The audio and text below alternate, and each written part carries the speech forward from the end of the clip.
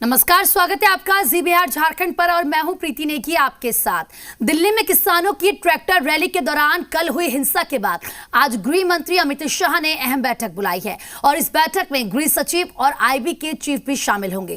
केंद्रीय गृह मंत्री के साथ होने वाली इस मीटिंग में दिल्ली के पुलिस कमिश्नर भी मौजूद रहेंगे। संभावना है कि इस बैठक के बाद गृह मंत्री अमित शाह प्रधानमंत्री नरेंद्र मोदी से मुलाकात कर सकते हैं। उधर कल की हिंसा में दंगाइयों के हमले में 100 से ज्यादा पुलिसकर्मी घायल हो गए हैं। जख्मी पुलिसकर्मियों में से कुछ की हालत गंभीर बताई जा रही है। तो उधर पुलिसकर्मियों ने देर रात आंदोलनकारियों से लाल किले को खाली करवाया है। 4 तस्वीरें आपकी टीवी स्क्रीन पर आप देखें किस तरीके से कल हिंसा हुई है और उसके बाद क्योंकि आज अहम बैठक होने वाली है और आपको ये बताएं कि किसान आंदोलन को लेकर इस बैठक में ये संभावना जताई जा रही है कि कोई बड़ा फैसला हो सकता है। 100 से ज्यादा पुलिसकर्मी कल घायल हुए हैं।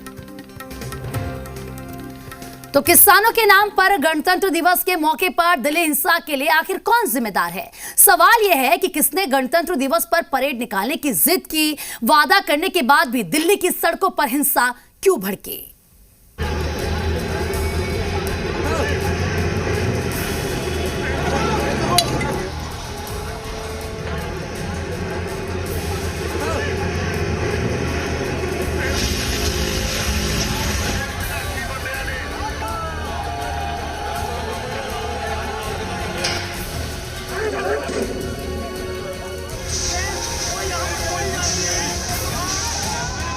गणतंत्र दिवस पर किसानों के नाम पर उपद्रवियों की हिंसा के लिए कौन जिम्मेदार है?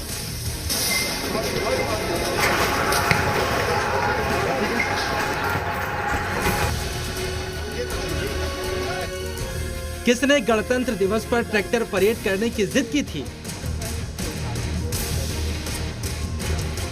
लेकिन हम गणतंत्र परेड किसी और दिन कैसे करते? जब हमको दिल्ली बैठे हैं तो दिल्ली में गणतंत्र दिवस ही 26 को आता है, तो गणतंत्र परेड भी 26 को ही करेंगे हम।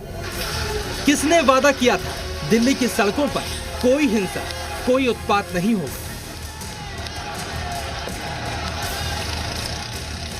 किसी भी स्मारक में ऊपर इस तरह का कब्जा करने का प्रोग्राम हमारा नहीं है। अगर दिल्ली पुलिस को लगता है, उनको लगता है कि आपके आदमी दिल्ली के अंदर घुसेंगे, जो रिंग रोड के बैक साइड वो सारी बैरिकेडिंग कर ले, हमें कोई इसमें आपत्ति नहीं है। हम पीसफुली जाएंगे। किसने दावा किया था आंदोलन में किसी भी तरह की गड़बड़ी नहीं हो?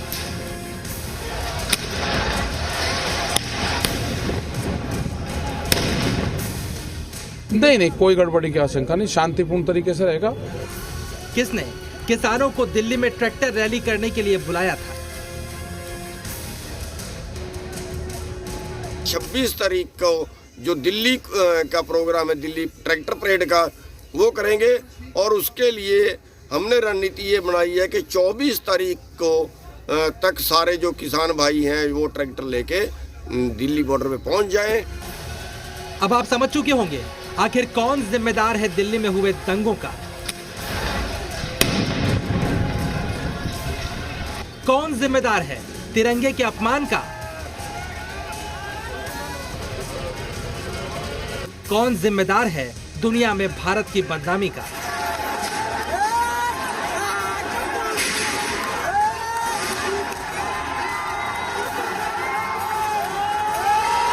जिन्होंने सरकार से वार्ता की, जिन्होंने किसानों के नाम पर उपद्रवियों को इकट्ठा किया, जिन्होंने 26 जनवरी के दिन ट्रैक्टर मार्च रखा, क्या अब वो किसान नेता देश से माफी मांगेंगे?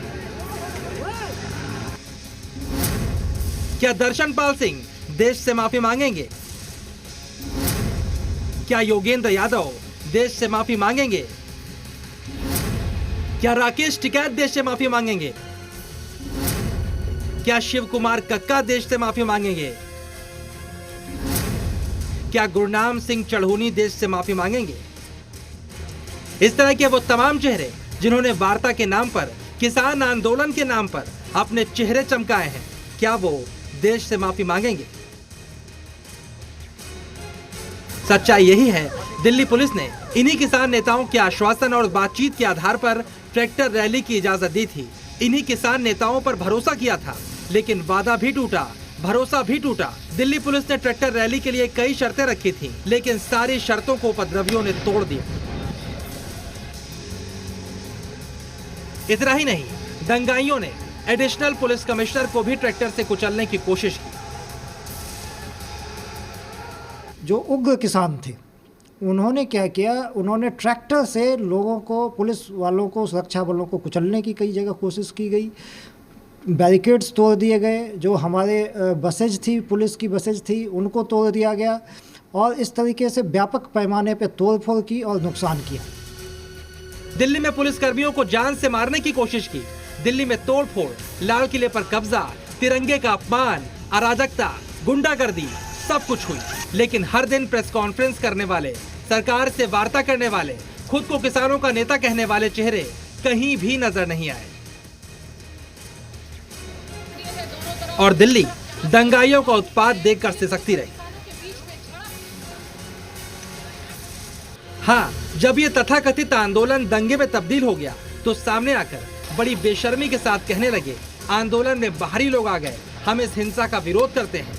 जबकि इन्हीं किसान नेताओं से दिल्ली पुलिस ने बार बार बात करके आशंका जाहिर की थी कि रैली ना कीजिए, हिंसा हो सकती है। जो साथी तोड़ के बैरिकेड आगे आ गए हैं, उनसे अनुरोध है, चलिए आप जो कर चुके हैं वो ठीक है, अब कोई तोड़फोड़ नहीं हो, कुछ ऐसा ना हो जो कि किसान आंदोलन को बदनाम करे। घटना हुई है लाल किले पे, वो उसको एक तरह से धार्मिक रंग देना जो है वो निंदनीय है। और हमारा जो आंदोलन है वो केवल किसानों का है, जन आंदोलन है, ये धार्मिक आंदोलन बिल्कुल नहीं है। और दीप सिद्धू ने जो किया है, हम उसकी कड़े शब्दों में निंदा करते हैं और हमें लगता है वो सरकार का दलाल है। हमारा लाल किले पे जाने का कोई प्रोग्राम नहीं था, वो बागी होके गया है। हालांकि अब भी कुछ किसान नेता बड़ी बेशर्मी के साथ इस हिंसा के लिए भी दिल्ली पुलिस को जिम्मेदार ठहरा रहे हैं। वो दिल्ली पुलिस जो दंगाइयों की लाठी खा रही थी, वो दिल्ली पुलिस जिसने इतनी हिंसा के बावजूद गोलियां नहीं चलाई, लाठीचार्ज नहीं किया। टिकैत जी आईटीओ तक पहुंच गए, वहां पर फायरिंग हुई है, पथराव भी हुआ है। पुलिस ने कहा भाई ने रास्ता दे दो, रिंग रोड से कहा था, और ये अपने घर चले जाएंगे, क्यों रोक रही है पुलिस ने? अगर बैरिकेडिंग ना लगा रखे हो वो तो पुलिस ने कहाँ जाने दिया वहाँ पर अक्षरधाम को। आप पुलिस पूर्ण रूप से ये चाहती थी कि यहाँ पे झगड़ा और किसान दिल्ली में घुसे। जी न्यूज पहले से ही आंदोलन में खालिस्तान की एंट्री की बात दोहराता रहा है। जी न्यूज ये भी बता चुका है कि ये आंदोलन अब किसानों का आंदोलन नहीं रहा। लेकिन इस हिंसा के बाद सबसे बड़ा सवाल यही है, क्या दंगाइयों के साथ साथ इस पूरी ट्रैक्टर रैली का नेतृत्व करने वाले चेहरों की जवाबदेही भी अब तय होगी। ब्यूरो रिपोर्ट, जी मीडिया। तो किसान मार्च के नाम पर लाल किले में जो कुछ हुआ उसे देखकर रोंगटे खड़े हो जाते हैं। लाल किले के अंदर उपद्रवी जिस वक्त घुसे थे उस वक्त वहां क्या मंजर था, उसकी एक्सक्लूसिव रिपोर्ट आपको दिखाते हैं। गौर से देखिएगा, तब आप समझ पाएंगे कि ट्रैक्टर मार्च के नाम पर दिल्ली में जो कुछ हुआ या लाल किले के अंदर जो कुछ हुआ वो कितनी बड़ी साजिश हो सकती थी।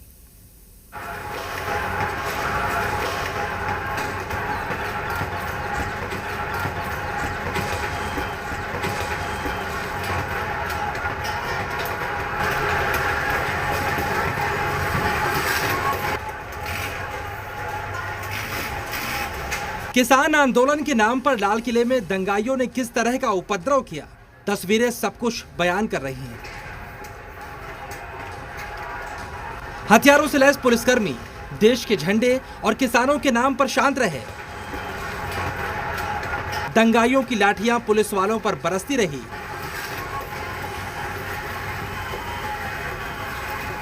और एक एक करके पुलिसकर्मी लाल किले की दीवार से नीचे गिरते रहे।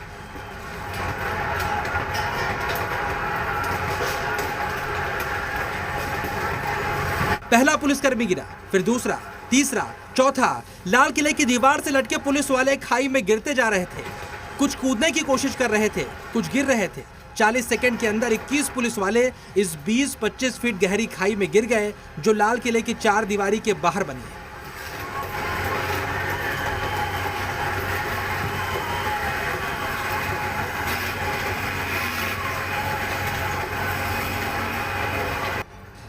और अब आप ये भी समझिए ये क्यों गिर रहे थे। इसी वीडियो के दूसरे हिस्से पर गौर कीजिए।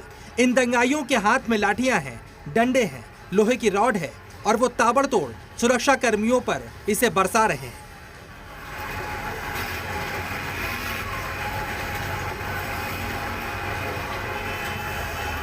इधर देखिए, ये जो सफेद स्वेटर वाला, गुलाबी जैकेट वाला और ब्राउन जैकेट वाले तीन दंगाई ताबड़तोड़ पुलिस वालों पर लाठियां बरसा रहे हैं। पुलिस वाला रेलिंग पार करके बचना चाहता है, लेकिन सफेद स्वेटर वाले ने ऐसी लाठी मारी कि वो पीछे ही गिर पड़ा। और ऊपर की ओर देखिए, पुलिस वाले रैम के रास्ते किले के अंदर जाने की कोशिश करते रहे और दंगाई उन पर ताबड़तोड़ लाठियां मार रहे हैं। और ये लाठियां ऐसी चल रही हैं जैसे जानवरों पर भी नहीं चलाई जाती।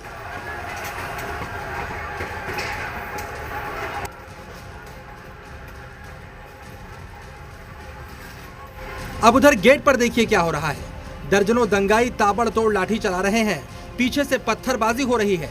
पुलिस वाले जहां दिख रहे हैं वहीं लाठी मारी जा रही है। पुलिस वालों को घेर कर पीटा जा रहा है। दंगाई गेट तोड़ने की कोशिश करते हैं। दो ट्रैक्टर गेट तोड़ने के लिए लाए गए हैं, लेकिन तब तक गेट खुल जाता है। दंगाई अंदर की ओर दौड़ पड़ते हैं, लेकिन इन्हें सिर्फ किले के अंदर नहीं घुसना था, इन्हें पुलिस वालों पर हमला करना था, वरना गेट खुल गया। फिर भी दंगाई पुलिस वालों पर ताबड़तोड़ लाठियां बरसाते रहे।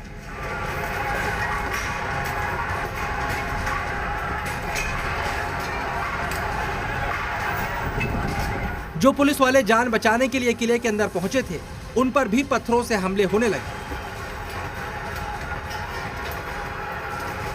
लाल किले पर तैनात सुरक्षा बल के जवानों ने कितने संयम से काम लिया होगा कि हथियारों के होते हुए भी इन दंगाइयों से सिर्फ इसलिए पिटते रहे क्योंकि इनमें से कुछ हाथों ने तिरंगा थाम रखा था और कुछ खुद को किसान कहकर यहां पर पहुंचे थे।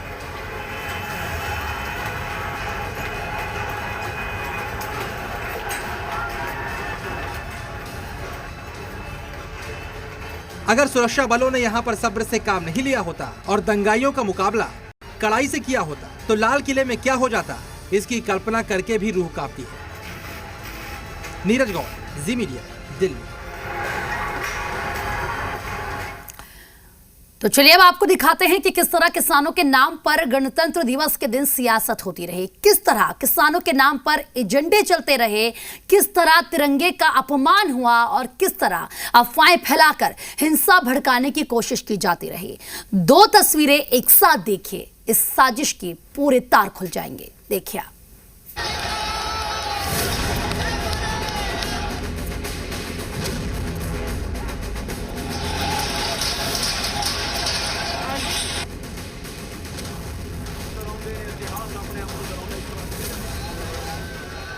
इन दो तस्वीरों को देखिए। लाल किले पर जहां शान से तिरंगा फहराता है, वहां पर किसान आंदोलन के नाम पर लाल किले पर चढ़ाई करने वाले उपद्रवियों ने धार्मिक झंडा फहरा दिया, तिरंगे का अपमान किया और दिल्ली में ट्रैक्टर लेकर घुसे।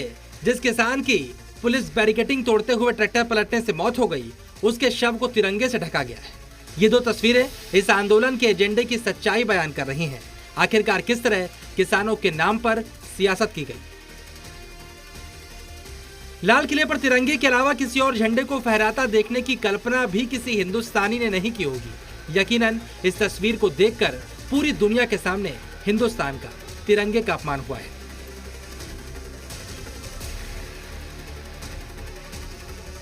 सवाल यही उठता है, अगर किसान आंदोलनकारी तिरंगा झंडा लेकर लाल किले पहुंचे थे तो लाल किले में इस तिरंगे की मर्यादा क्यों नहीं रखी गई।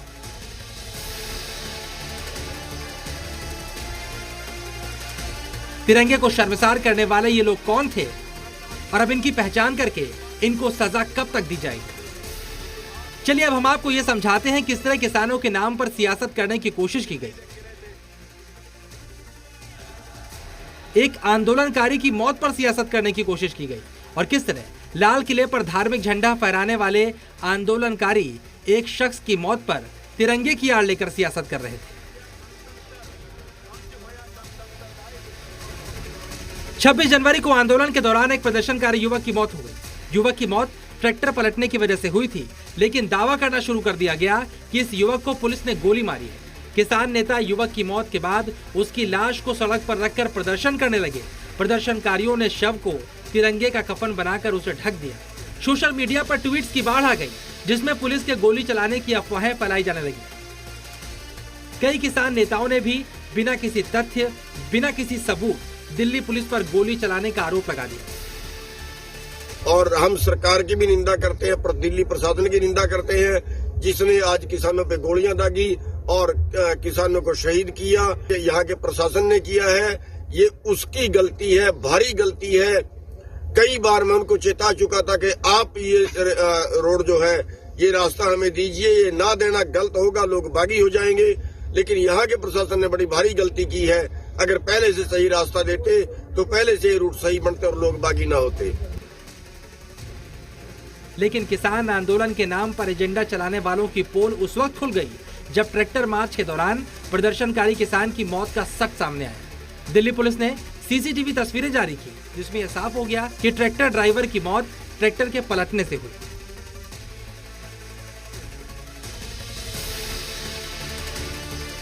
तस्वीरों को देखिए, किस तरह परेड के तय रूट को छोड़कर ट्रैक्टर पर सवार प्रदर्शनकारी पुलिस की बैरिकेडिंग तोड़ता हुआ आगे बढ़ने की कोशिश कर, लेकिन तेजी से आ रहा ट्रैक्टर बैरिकेडिंग के पास आते ही बेकाबू होकर पलट जाता है, जिससे ट्रैक्टर चालक की मौत हो जाती है।